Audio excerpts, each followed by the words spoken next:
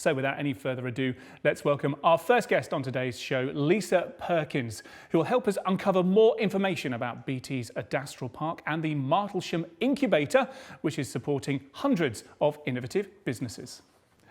Hello, Lisa. Thank you very much indeed for joining us today. Tell me a little bit more, if you can, about Adastral Park and about this Martlesham Incubator. Morning, David. Thank you for having me. I'm always delighted to have the opportunity to talk about what we've got going on at Adastral Park and our Innovation Martlesham Tech Cluster. So essentially, Adastral Park is BT's global research and development facility. And for about 40 years now, they've been at the forefront of delivering some really exciting and quite pivotal innovations, such as fibre, 5G, quantum, cybersecurity. And what we've worked out about sort of 20 odd years ago is that we are so much more effective at delivering innovations when we collaborate really closely with companies. And so we started to sort of open the doors to Adastral Park to other companies. And we have developed over time this really thriving innovation ecosystem. We have 150 plus companies that reside with us, both sort of physically and virtually as part of the ecosystem, and they range in size and shape. So we have some top, kind of end corporates, but right through to sort of our startup community. And we just love working with companies such as Condensed Reality on niche innovations and working out how BT can bring its scale and other benefits to these companies such that we effectively together drive innovation for the good. Lisa, that sounds absolutely fascinating. I would love to come and visit you at Adastral Park once all of this other stuff is over and, feel some of that culture, that pioneering spirit that you're building up there. We'd love to have you. One of the firms that Lisa mentioned there is Condense Reality, and Nick Fellingham, CEO of Condense Reality, will be joining us in just a moment. But first, let's find out a little bit more about what pioneering technology volumetric video is.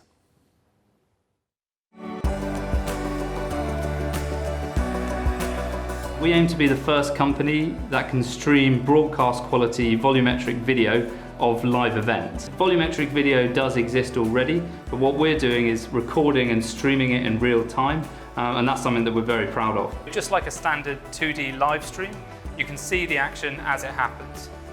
At the moment we support viewing on phones, tablets and computers, but soon we'll be supporting games consoles and smart TVs as well.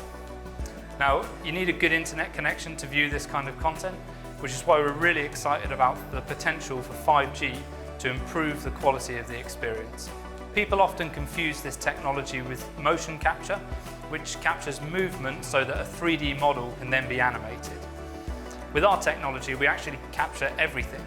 So we capture the performer, what clothes they're wearing, their facial expressions, and any objects that are in the scene as well. Now, systems like this do already exist, but they require hundreds of cameras, a studio, and they often take many hours or even days to process the output. So we use deep learning to reduce the number of cameras required, and then we're able to process the output in real time.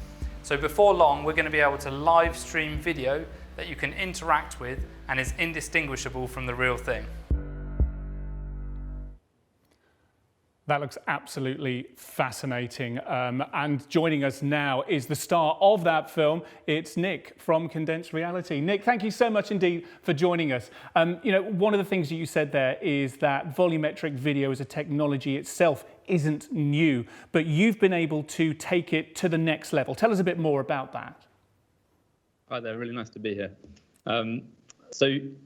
Basically what we've managed to do is take a technology which exists already, but actually speed it up. So we use a deep learning pipeline to speed up the processing time. And then what this means is that we're actually able to live stream this content in real time. And that just opens the door for a load of interesting use cases, things like theatre, immersive events, sports events, but also things like business communication and virtual conferences. So this is a very new tech. But we see this becoming more and more prevalent as time goes on, and especially as augmented reality consumption tech continues to improve at the rate that it's improving.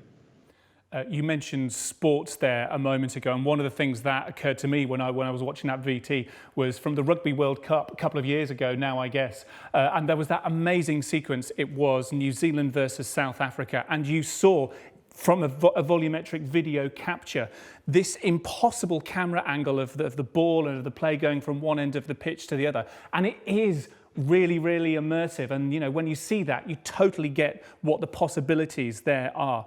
One of the things you mentioned there, 5G, you know, the ability to live stream volumetric video. Nick, just tell us a little bit more about how 5G enables you to do that. Yeah, of course, and that's a really good example of the Rugby World Cup. You know, this is a huge amount of data that you need to capture, and the processing requirements are massive. So we've solved the problem of being able to do this in real time, but we still need to be able to deliver that data. And so 5G helps us in a couple of ways.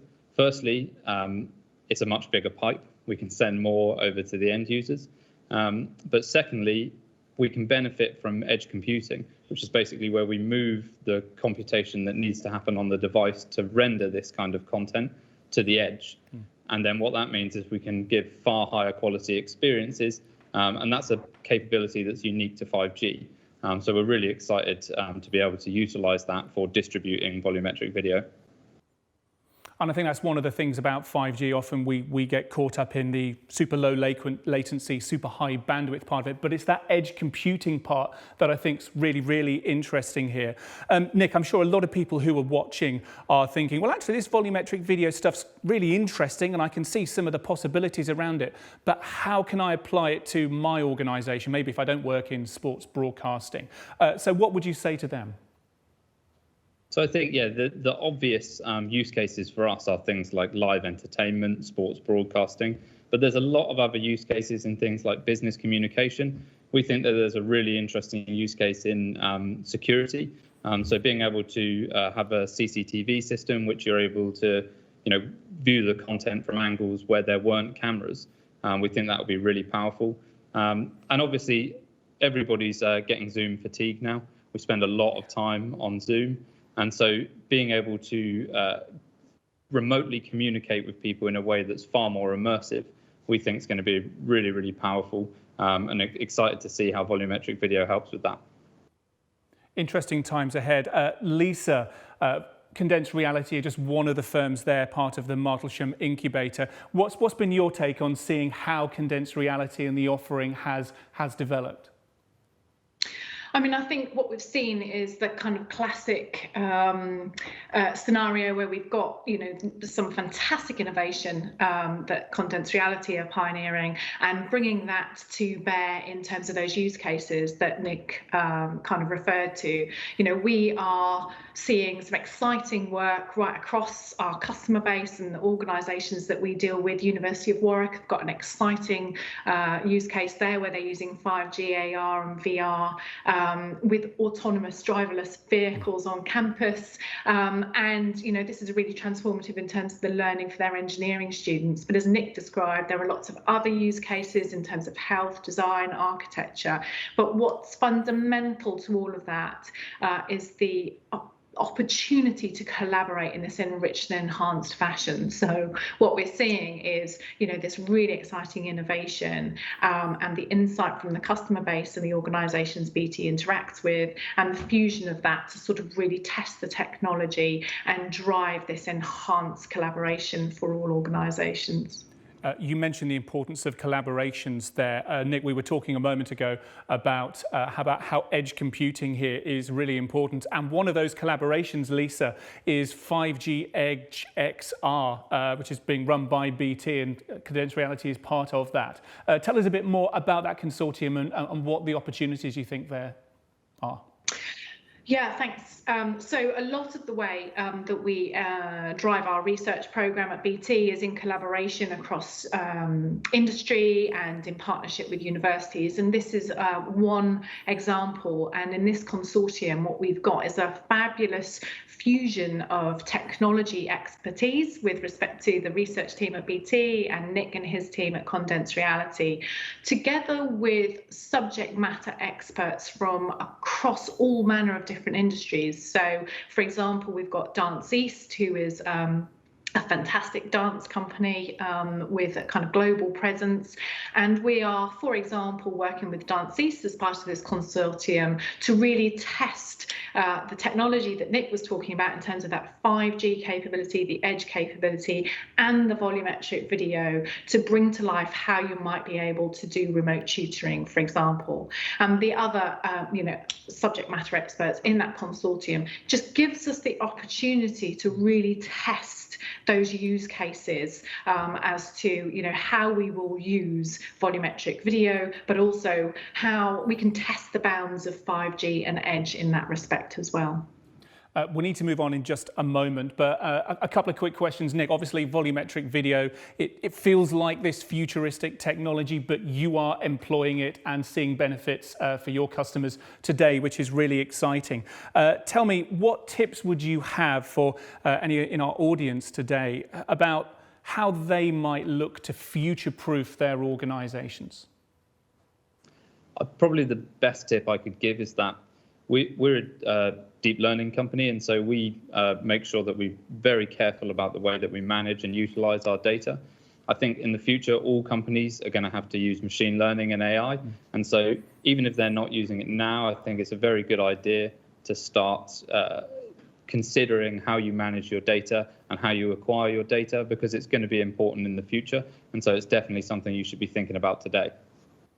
Importance of managing and acquiring data. Thank you very much indeed, Nick. And Lisa, top tips for a successful digital transformation. That's one of the big themes here today. So what are your tips?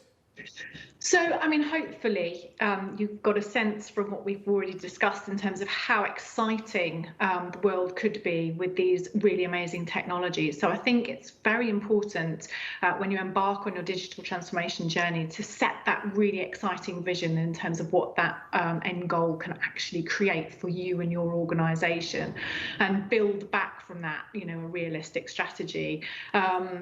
And recognize progress as you go. So identify the milestones of progress to kind of help build your resilience and perseverance, because I know from the poll, the legacy systems, the lack of investment can sometimes be huge barriers. But I think if you've got that exciting vision with a clear strategy and milestones along the way, it will help overcome some of those barriers. Well, listen, Lisa, Nick, thank you very much indeed for joining us for now, but don't go away, because I know you'll be joining us later on for our Q&A session.